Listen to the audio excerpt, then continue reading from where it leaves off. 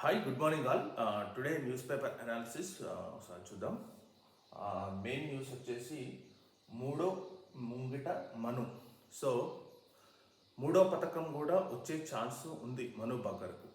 So first ఆమె గెలిచింది ఏంటంటే 10 మీటర్స్ ఎయిర్ పిస్టల్ విభాగంలో, మళ్ళీ 50 మీటర్స్ ఎయిర్ రైఫిల్ విభాగంలో, ఇప్పుడు వచ్చేసి 25 మీటర్ ఎయిర్ పిస్టల్, ఇది సింగిల్.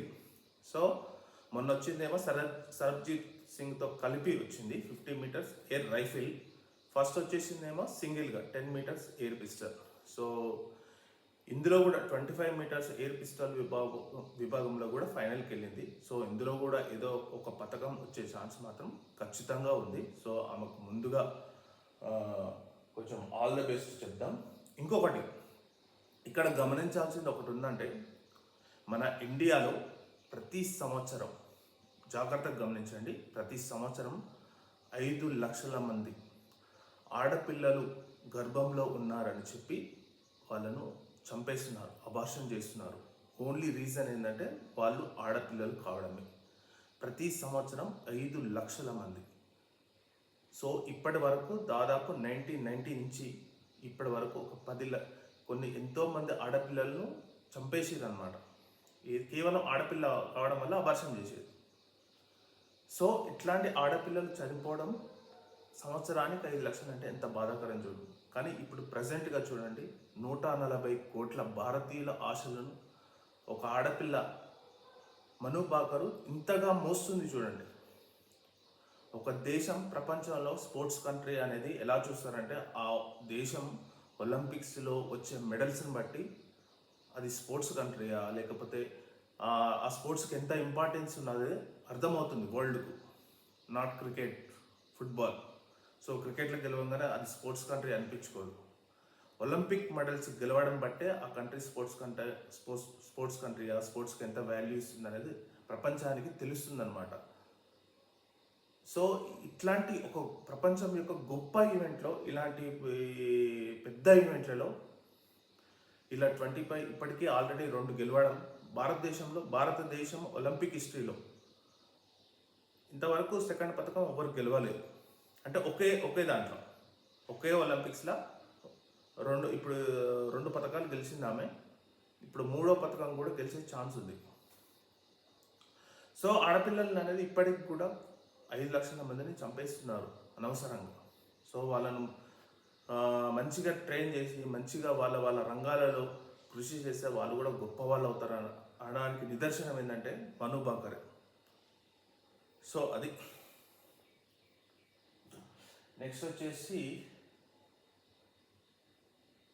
డెమోక్రటిక్ పార్టీ అభ్యర్థిగా Kamala Harris. So America democratic presidential క్యాండిడేట్గా కమలా హారిస్ పూర్తిగా ఖరారైపోయింది అనమాట.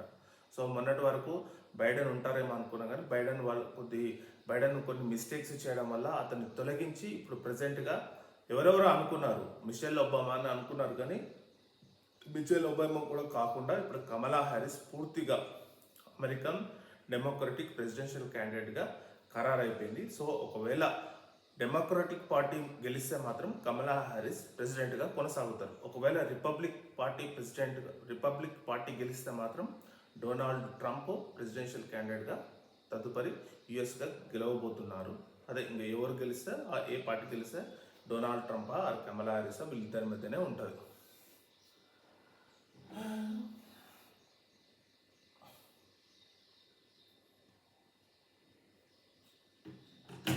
సచివాలయ ముట్టడికి సర్పంచుల సంఘం ఎత్తామన్నాడు. మొన్న రీసెంట్ బడ్జెట్లో నేను కూడా చెప్పాను, పంచాయతీరాజ్ శాఖకు 30,000 కోట్లు అనౌన్స్ చేశారు. ప్రజెంట్గా మొన్న బడ్జెట్లో పంచాయతీరాజ్ శాఖకు 30,000 కోట్లు. సో ఈ 30,000 కోట్లు అనేది పంచాయతీరాజ్ శాఖకు కేటాయించడం వల్ల అవి సర్పంచ్లకు రావాల్సిన నిధులు కానీ, ఆ పంచాయతీరాజ్ శాఖ డిపార్ట్మెంట్కి చెందిన వాటివి కానీ ఉంటాయన్నమాట. సో అవి నిధులు మరి వీళ్ళకు ఇంకా రాలేదంట, బిల్స్ పెండింగ్ ఉన్నాయి. సో వీళ్ళు పోయి ధర్నా చేస్తారు. ఇంకా అది పరిస్థితి.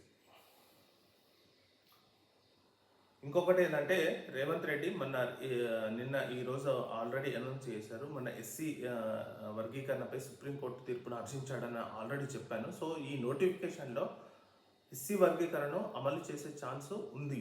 సో ఈ వచ్చే నోటిఫికేషన్ ఇప్పుడు, ఎందుకంటే జాబ్ క్యాలెండర్ ఆల్రెడీ అనౌన్స్ చేసింది నిన్న అసెంబ్లీలో. సో అది చాలా నిరుద్యోగులకు చాలా ఊరట అనమాట. ఎందుకంటే ఎప్పటి నుంచో ఎదురు చూస్తున్నారు జాబ్ క్యాలెండర్ కావాలని. సో టీఆర్ఎస్ గవర్నమెంట్ అనౌన్స్ చేయలేదు, కానీ కాంగ్రెస్ గవర్నమెంట్ మాత్రం ఒక స్టెప్ అయితే ఇచ్చింది, జాబ్ క్యాలెండర్కు ఒక స్టెప్ అయితే ఇచ్చింది. అందులో నోటిఫికేషన్స్ ఎలా ఉంటాయి, ఒక్కొక్క మంత్ వీళ్ళు నోటిఫికేషన్స్ ఈ పోస్టులు అని అనౌన్స్ చేశారు, అందులో రిలీజ్ చేశారు. సో దాన్ని బట్టి అనౌన్స్ ఎలా ఉంటుంది దాని రాత, ఎందుకంటే చాలా మంది అనౌన్స్ చేశారు. కాకపోతే ఏంటంటే ఇక్కడ మేజర్ ప్రాబ్లం వేస్తుందంటే, ఎవరో ఒకరు కోర్టుకు వెళ్ళడం వల్ల, దాన్ని స్టే ఇవ్వడం వల్ల, దాని పెండింగ్ పడడం వల్ల ప్రాబ్లం ఏమైపోయిందంటే, ఒక గ్రూప్ 1 నోటిఫికేషన్ వాళ్ళు ఎగ్జామ్ రాసి రిజల్ట్స్ వచ్చి వాళ్ళు జాబులు జాయిన్ అయ్యేసరికి అసలు ఎన్ని రోజులు పడుతుందంటే, నేను విట్నెస్ చాలామందికి, ఎందుకంటే నేను చూస్తున్నా చాలామంది ఇప్పుడు ప్రజెంట్గా వేరే జాబ్లో ఉన్నారు కాబట్టి వాళ్ళకి అట్లా నడుస్తుంది. కానీ ఎంతోమంది గ్రూప్ 1 రాసి ఇప్పటికి కూడా జాయిన్ కాకుండా రిజల్ట్ వచ్చి వాళ్ళకి జాబ్స్ వచ్చినా కానీ ఏదో ఒకటి ఉంటుంది, ఆ కోర్టులకు వేసేస్తారు, దాని మీద స్టే ఇస్తారు, మళ్ళీ ఇంకా దానికోసం పోరాడాలి వీళ్ళందరూ కలిసి, ఆ టీఎస్పీఎస్ ధర్నా చేస్తారు, ఇంకా ఇవన్నీ ఉంటుంది. సో అల్టిమేట్గా ఏంటంటే నోటిఫికేషన్ ఇవ్వడమే కాకుండా క్లియర్ కట్ నోటిఫికేషన్ ఉండాలి, అందులో ఏం మిస్టేక్స్ ఉండొద్దు. ఎందుకంటే ఏదైనా మిస్టేక్స్ ఉంటే ఇమీడియట్గా కోర్టుకు వెళ్ళే ఛాన్స్ ఉంటుంది. ఇప్పుడు సపోజ్ ఇప్పుడు ఎస్సీ వర్గీకరణే ఉంది, నోటిఫికేషన్ ఇచ్చారు, ఈ నోటిఫికేషన్ ఎస్సీ రిజర్వేషన్ అమలు చేయకపోతే వీళ్ళు ఇమీడియట్గా కోర్టుకు వెళ్తారు. కోర్టులో ఏదన్నా మళ్ళీ తేడా వచ్చిందనుకో దాని మీద స్టే ఉంటుంది, ఆ స్టే ఉండడం వల్ల ఏమవుతుంది, మొత్తం ఇంకా ఆగిపోతుంది, అది ఎప్పుడు రావాలి, మళ్ళీ ఎప్పుడు వీళ్ళు జాబ్లలో జాయిన్ అవ్వాలి. సో ఇదంతా చాలా రిస్కీ ఉంటుంది. సో నేను అంటుంది ఏంటంటే నోటిఫికేషన్ ఇవ్వడమే కాకుండా వాళ్ళు క్లియర్గా, వాళ్ళకి ఎగ్జామ్ క్లియర్గా ఉండాలి, వాళ్ళ మార్క్స్లో. ఇంకోటి ఏంటంటే ఎగ్జామ్ ప్యాటర్న్లో కూడా మిస్టేక్స్ చేస్తున్నారు, ఏదో ఒక క్వశ్చన్, ఏదో ఒక 2-3 క్వశ్చన్లు రాంగ్ అవ్వడం వల్ల వాళ్ళు ఏం చేస్తారు, ఇది కరెక్ట్ ఆన్సర్, ఈ బుక్లో నేను రిఫరెన్స్ పెడుతున్నారు, ఈ బుక్లో ఈ ఆన్సర్ ఉంది, నేను ఈ బుక్ చదివిన ఈ ఆన్సర్ ప్రకారం ఇది కరెక్టు.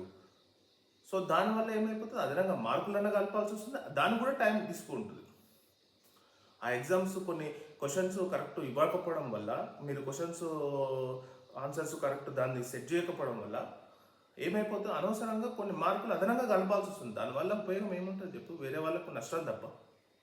మీరు కరెక్ట్గా ఆన్సర్ ఇస్తే కరెక్ట్ రాస్తారు, కరెక్ట్గా ఉంటుంది. కానీ దాన్ని డిఫరెంట్గా చేయడం వల్ల ఒక్కొక్క దాంట్లో ఒక్కొక్క పేపర్ ఉంటుంది, డిఫరెంట్ వల్ల వేరే వాళ్ళకు అన్యాయం జరుగుతుంది అక్కడ. సో ఇది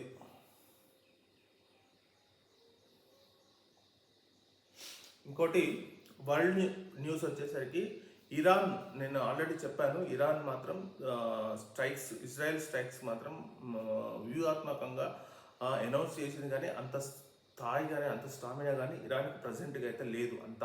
అంత ఆర్మర్డ్ కంట్రీ కాదు ఇరాన్ కంపేర్డ్ టు ఇజ్రాయెల్ ఎలాంటి దేశం అంటే చాలా ఆర్మర్డ్ కంట్రీ, చాలా బలమైన కంట్రీ అనమాట. సో మిలిటరీ పరంగా కానీ, ఎయిర్ స్ట్రైక్స్ విభాగంలో కానీ, ఏ విభాగంలో చూసినా ఇజ్రాయెల్ అనేది ఇంకా ఇరాన్కు అనేది, ఇంకా ఇజ్రాయెల్ ముందు ఇరాన్ అనేది చాలా చిన్న.